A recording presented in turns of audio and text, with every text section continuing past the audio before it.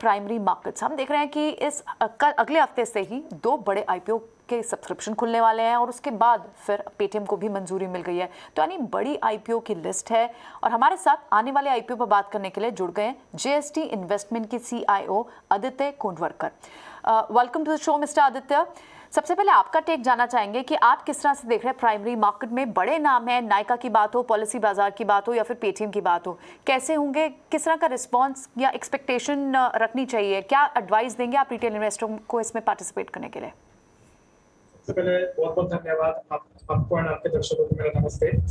Primary market में कैसा हुआ है कि जब से जोमेटो की लिस्टिंग हुई है तब से सारे स्टार्टअप्स को एक ग्रीन सिग्नल मिल चुका है कि इंडियन इन्वेस्टर्स जो है वो भी काफी मैच्योर हो चुके हैं। जोमेटो का जो आईपीओ था 7,000 करोड़ का, उसको मोर देन 1 लाख करोड़ का सब्सक्रिप्शन मिला एंड स्टॉक भी काफी अच्छे प्रीमियम पे लिस्ट हुआ। उसके बाद सारे स्टार्टअप्स को लगा कि इंडियन मार्केट जो है वो मैच्योर इनफ हो चुके हैं एंड उसी के कारण हम देख रहे हैं कि इतने सारे आईपीओ अभी बैक टू बैक आएंगे। तो जैसे कि आपने कहा पेटीएम, नायका, पॉलिसी बाजार, मोबिक्विक एंड ये तेजी बनी रहेगी मेरे हिसाब से, क्योंकि जैसे कि हमने न्यूज में भी देखा था कि ऑलमोस्ट 30-40 डीआरएचपीज फाइल हो चुके हैं।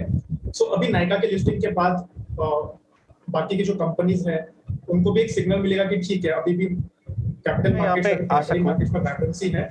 Aditya, would you allow me to come in over. Nykaa के आईपीओ में आपके हिसाब से क्या करना चाहिए इन्वेस्टर्स को? तो सबसे पहले नायका के आईपीओ की अगर हम बात करें तो नायका का आईपीओ ये एक ऐसा आईपीओ है जो काफी हाइप क्रिएट कर रहा है, क्योंकि ये पहला ऐसा मेजर इंटरनेट स्टार्टअप है जो कि प्रॉफिटेबल है। अगर मैं बात करूं नायका की, राइट, उनके प्रोडक्ट्स की बात करते हैं, वो कंपनी के बारे में बात करते हैं, राइट। इट इज मतलब ये एक ओमनी चैनल कंपनी है। उनके ऑनलाइन स्टोर्स भी हैं जहाँ पे वो अपने ई कॉमर्स से बेचते हैं goods and services, and offline stores भी है। ऑफलाइन स्टोर्स इनके अराउंड 80 है 40 सिटीज में 3 स्टोर फॉर्मेट्स में। और अभी देखेंगे हम इनकी रेवेन्यू क्या करो, एबिटा क्या अगर आप देखोगे तो इन्होंने बहुत अच्छा ग्रोथ क्लॉकिंग किया है। कंपनी ने FY21 में नेट प्रॉफिट भी क्लॉकिंग किया है। बट अगर वैल्यूएशन की बात की जाए तो ये company almost more than 20 times price to sales मांग रहा है। बट सबके बीच में यही एक स्टार्टअप है, यही एक आईपीओ है जो उठ के आ रहा है। एंड हमारे हिसाब से अगर इन्वेस्टर्स का 5 to 10 ईयर व्यू है तो नायका आईपीओ के साथ वो जा सकते हैं। बस इन्वेस्टर्स को ये चीज ध्यान में रखनी चाहिए कि भले ही नायका का बिजनेस परफॉर्मेंस अच्छा हो सकता है कि उनका स्टॉक परफॉर्मेंस मैच ना करे, क्योंकि ये काफी हाई वैल्यूएशन है। Fair point. तो आप ये कह रहे हैं कि बिजनेस सॉलिड है बट पैसा कितना बनेगा ये वैल्यूएशंस थोड़ा चैलेंजिंग लग रहे हैं। इनफैक्ट शरद के पास भी जाते हैं, शरद ने इनके बिजनेस मॉडल को एनालाइज किया है, उससे भी जानकारी लेते हैं। शरद,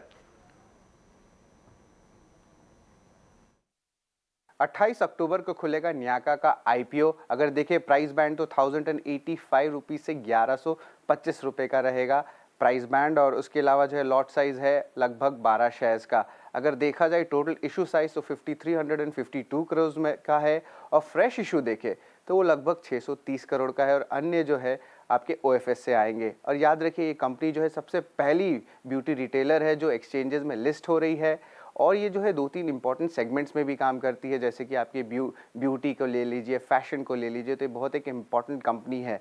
अब बात करते कितना है दम न्याका के आईपीओ में, तो सबसे पहले याद रखिए कंपनी जो है इस ब्यूटी सेगमेंट में 30% मार्केट शेयर रखती है, और ओवरऑल देखा जाए तो आप जो है आपके ऑनलाइन प्रेजेंस है, ऑफलाइन प्रेजेंस है, और मल्टी ब्रांड टाइप्स भी रखती है कंपनी का वैल्यूएशन के बारे में देखा जाए तो ऑलमोस्ट 53,200 करोड़ का टोटल वैल्यूएशन देख रहे हैं, और फाल्गुनी नायर और टीपीजी बैक्ड ये कंपनी है। जो ओवरऑल प्रमोटर्स की स्टेक देखें तो लगभग 53% पे है, और ये भारत की सबसे बड़ी ऑनलाइन कॉस्मेटिक स्टोर है।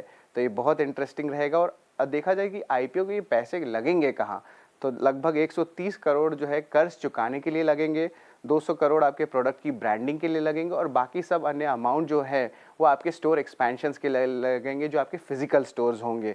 और अगर थोड़े फाइनेंशियल्स की भी बात कर लेते हैं तो कंपनी जो है अभी जो है घाटे से लेके अब मुनाफे पे आ चुकी है FY21 के आंकड़े में, और अगर आय देखें उनमें भी 38% का बढ़ोतरी देखने मिला है।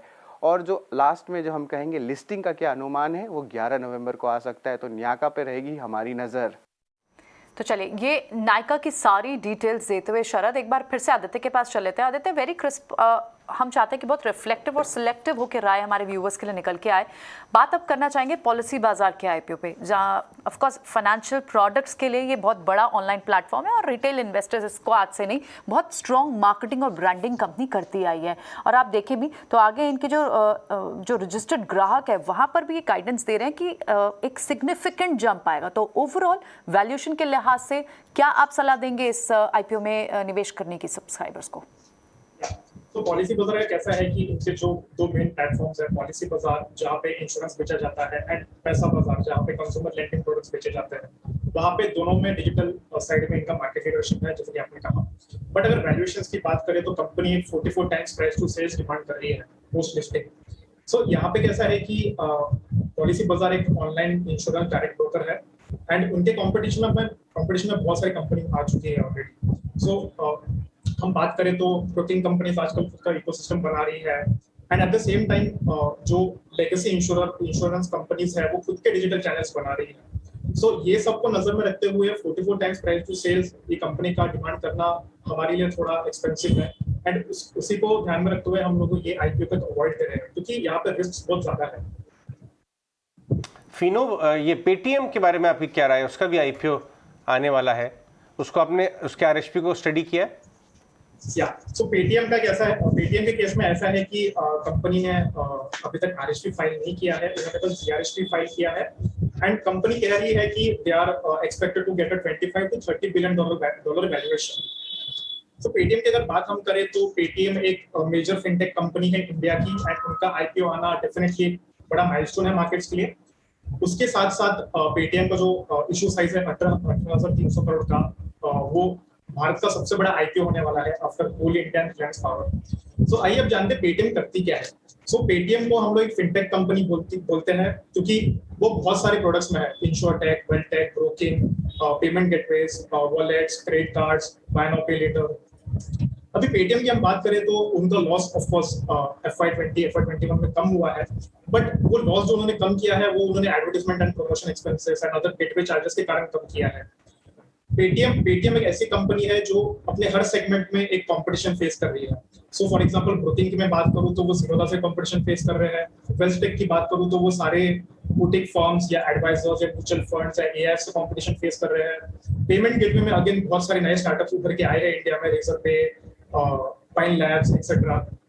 पूरे पेटीएम के पजल में सिर्फ एक ही पीस है जो कि प्रॉफिटेबल है, वो है पेटीएम पेमेंट्स बैंक, बट उसका भी ये कंपनी सिर्फ 49% ओन करती है। बट अगर ये कंपनी 100% भी ओन करती तो ज्यादा फर्क नहीं पड़ता because Paytm Payments Bank is very small and उनका net profit does not amount to, उनका नेट प्रॉफिट कुछ ज्यादा बड़ा नहीं है कि वो डिफरेंस बना है पेटीएम में। सो ये सबको ध्यान में रखते हुए अगेन पेटीएम एक ऐसा आईपीओ है जहाँ पे हमारी अवॉइड रेटिंग रहेगी बिकॉज जैसे कि मैंने कहा पेटीएम अपने हर सेगमेंट में रिस्क फेस करती है and as a whole Paytm को बाय करने से अच्छा you can go for different entities which are leaders in that, मतलब अलग अलग सेगमेंट के लीडर को आप पिक कर सकते हैं इंस्टेड ऑफ पिकिंग पेटीएम। और लास्टली फिनो बैंक जो है उसमें उसके बारे में क्या व्यू है आपका? उसका आईपीओ स्टडी किया आपने? जी बिल्कुल। सो फिनो पेमेंट्स बैंक जो है आप नाम पे बिल्कुल मत चाहिए, of course they call them, वो लोग खुद को पेमेंट्स बैंक जरूर बोलते हैं बट इनका एक काफी डिफरेंशिएटेड मॉडल है। सो हमने सीएफओ से भी बात की थी एंड उन्होंने क्लियरली बोला था कि उनका जो मॉडल है वो इंडिया के लिए नहीं है, वो भारत के लिए है। So which is the middle of the pyramid and the bottom of the pyramid. इससे हमें ये पता चलता है कि वो वहां पे है जहां पे लोगों के पास क्रेडिट की कमी है, जहां पे बैंक ब्रांचेस नहीं पहुंचते हैं। सो ऑफ कोर्स वो डिपॉजिट्स एक्सेप्ट करते हैं एंड उनके जो प्रोडक्ट्स हैं वो कासा ऑफर करते हैं, वो रेमिटेंसेस ऑफर करते हैं, क्रेडिट कार्ड, क्रॉस सेलिंग। सो कैसा है कि आप हम एक चीज विजुलाइज करते हैं, ठीक है, मान लीजिए एक बैंक को लेते हैं, मान लीजिए एचडीएफसी बैंक है। सो उनके बहुत सारे ब्रांचेस है ऑल ओवर इंडिया, राइट, उनके फिजिकल ब्रांचेस है। अब फिनो पेमेंट्स बैंक जो है उनके बहुत सारे ब्रांचेस नहीं है, उनके बहुत सारे मर्चेंट्स हैं एंड ये जो मर्चेंट्स हैं जो उनके लिए उनके बिहाफ पे ट्रांसफर करते हैं वो उनके ब्रांचेस बन जाते हैं। फॉर एग्जांपल हमारे मान लीजिए कोई गांव में नुक्कड़ में कोई किराने की दुकान है।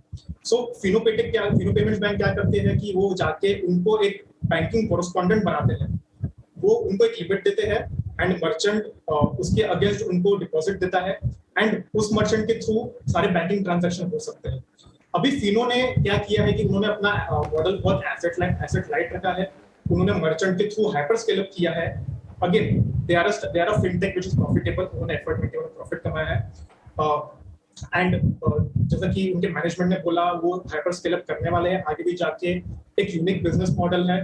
बट अगेन जब मैं इनके वैल्यूएशंस की बात करता हूँ तो again 17 times price to book value पे कुछ ज्यादा कंफर्ट दिख नहीं रहा है।